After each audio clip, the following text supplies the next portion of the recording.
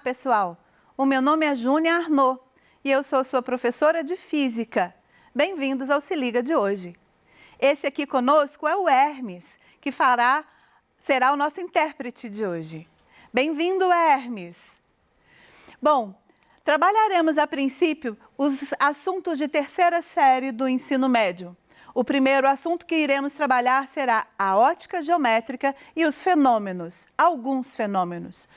Nós iremos também revisar como se dá a propagação da luz, explicar como são formadas as sombras, explicar como os objetos luminosos, os objetos podem ser vistos e compreender principalmente os fenômenos da reflexão e da refração. Bom, a primeira ideia é que a ótica estuda a luz e os seus fenômenos, de onde a luz vem e como nós usamos esse fenômeno a nosso favor. Nós iremos trabalhar dois fenômenos principais que acontecem com a luz, o fenômeno da reflexão e o fenômeno da refração. O princípio básico de propagação da luz, a luz se propaga em linha reta. Ela vem de uma fonte como o Sol, em linha reta até chegar em todos os outros pontos do sistema solar, por exemplo. Quando ela chega na Terra e ela chega na gente, ela encontra obstáculos. Nós e os objetos, nós somos obstáculos para a passagem da luz.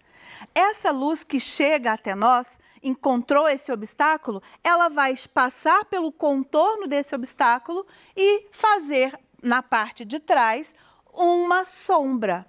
Só é possível a formação dessa sombra unicamente porque essa luz vem para a gente em linha reta. Isso se faz devido à distância da luz do Sol até a Terra. Como o Sol está a 150 milhões de quilômetros da Terra, é tão longe que a luz chega até a gente com raios paralelos. Isso faz com que esses raios passem através do vácuo até chegar na gente, não consegue atravessar um objeto e se forme a sombra desse objeto atrás. Então, essa é a justificativa da propagação retilínea da luz. Existem meios, como eu disse, para que haja a propagação da luz. O Sol até a Terra passa pelo vácuo. A luz vem chegando na Terra, entra na atmosfera. Se você passar da atmosfera para um lago, dentro de um lago, ela passa por um outro meio ainda, que seria a água. Então, os meios de propagação, eles oferecem diferentes maneiras de passagem para a luz. Quando um meio é opaco, como eu tinha falado sobre as sombras, ele não permite a passagem da luz. O que vai acontecer é que a luz vai chegar neste meio e não consegue atravessá-lo. Já os meios translúcidos são distintos. Por exemplo, uma camisa de seda, um vidro fosco, né? A luz consegue passar através desse obstáculo, mas ela não consegue passar totalmente. Você vai ter, então, um espalhamento daquela luz e atrás você consegue ver a silhueta, um determinado contorno muito pobre, porque a luz não passou bem passada, a luz não conseguiu atravessar totalmente, certo? Agora, os meios transparentes, não. Nesses, você consegue perceber a passagem completa. Seria um vidro, uma água bem limpa, que você consegue ver o fundo, por exemplo, de uma piscina. Você consegue perceber que a luz consegue atravessar aquele meio. Esse meio, ele vai ser chamado de meio transparente. Bom, agora nós vamos entrar nos fenômenos luminosos. O primeiro fenômeno que nós trabalharemos é o fenômeno da reflexão. Em seguida, trabalharemos o fenômeno da refração. Bom, a reflexão se dá dependendo da forma do objeto onde a luz toca ao chegar. Por exemplo, um ser humano é um objeto que difunde a luz. Como assim? Nós somos objetos que temos irregularidades, por exemplo, os poros da nossa pele. O quadro da sala de aula tem irregularidades, porque ele também é um objeto poroso. As árvores, o caderno da sua sala de aula, são objetos porosos. O que acontece? Quando o feixe de luz chega naquele local, o feixe de luz vai vir, por exemplo, de uma lâmpada onde você está estudando nesse momento e vai alcançar essa superfície aqui. Nesta superfície, que é irregular, e o feixe de luz muito pequenininho, ela vai encontrar diferentes posições. E na hora que ela bate nessa posição distinta, ela reflete às vezes para um lado, às vezes para o outro, às vezes para um terceiro. E isso vai fazer com que haja o espalhamento dessa luz. É por causa desse espalhamento que nós conseguimos ver as coisas. Todas as coisas que nós vemos, a gente só consegue perceber porque algum raio de luz que bateu em determinada superfície se espalhou. E aí, esse raio de luz chega ao olho de um observador ou de outro observador, e esses observadores conseguem ver aquela superfície. É assim que nós conseguimos ver as coisas, somente porque a luz chega até elas. Existe uma brincadeira muito comum que fazemos na sala de aula. Se você entra num quarto escuro, totalmente escuro, você perde as suas faculdades visuais? Definitivamente não. Mas então por que você não enxerga nada lá? Afinal de contas, está tudo escuro. Você só não enxerga porque não houve nenhum raio de luz que batesse em alguma superfície que chegasse até você. E quando chega até você, vai bater lá no seu nervo óptico, vai haver o estímulo nervoso e você vai conseguir visualizar alguma coisa. Agora, se não houve esse raio de luz chegando até você, você não vai enxergar nada. Mas os seus olhos não têm defeito.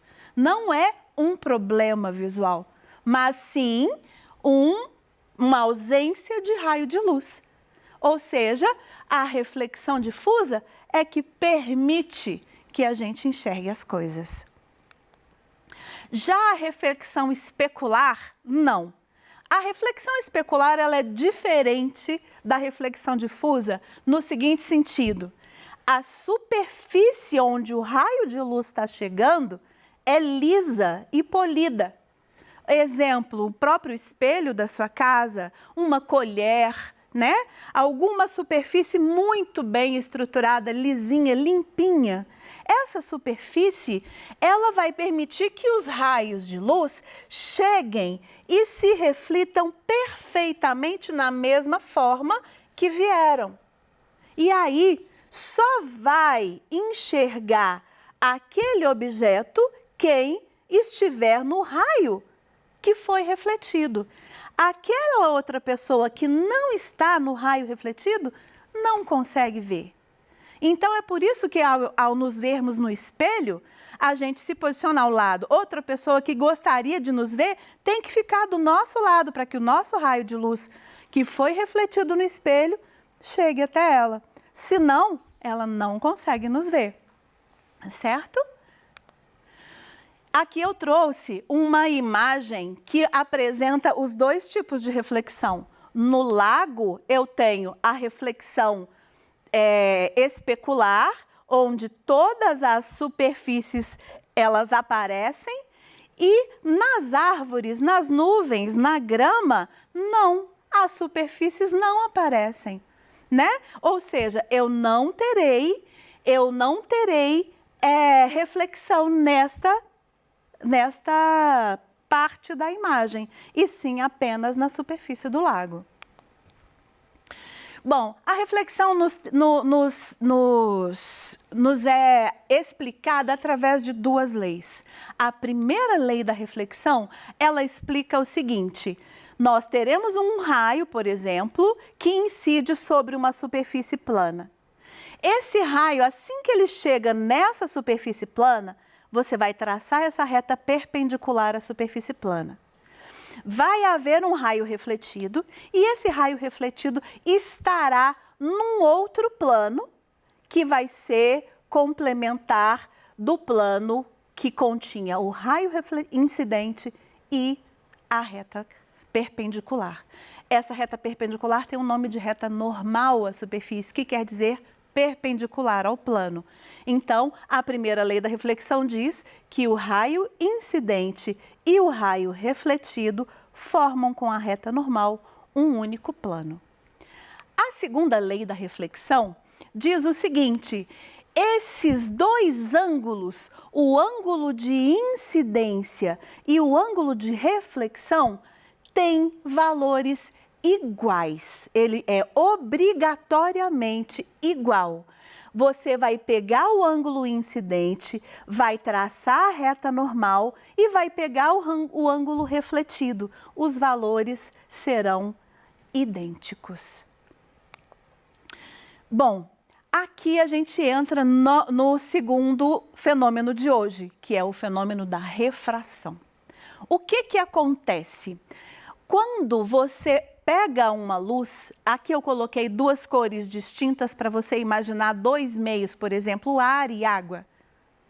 Se você tem uma luz que é ligada, uma lanterna, né, um feixe de luz que é ligado em determinado meio, ao chegar na superfície de separação entre os dois meios, inicialmente se pensa que a luz que veio da lanterna iria seguir em linha reta, como se estivesse indo na direção dessa linha tracejada.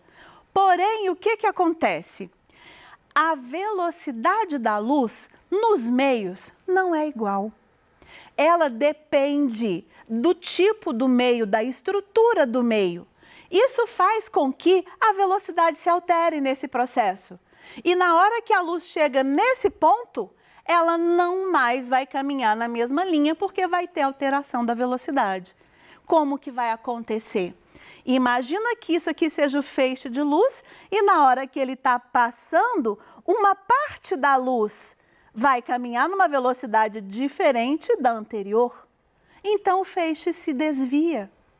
Vai haver então o desvio, que é a característica da refração.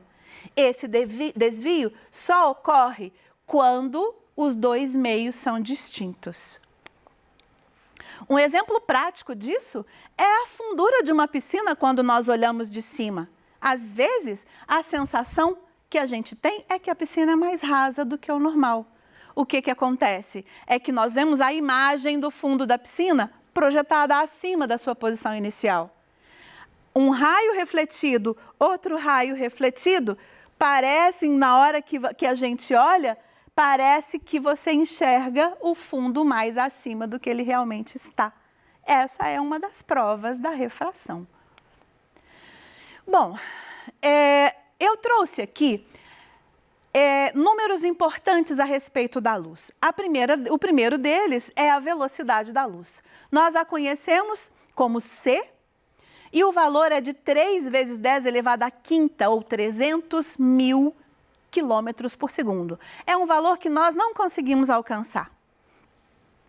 Se você transformar esse valor para metro, fica 3 vezes 10 à oitava, ou seja, 300 milhões de quilômetros por segundo.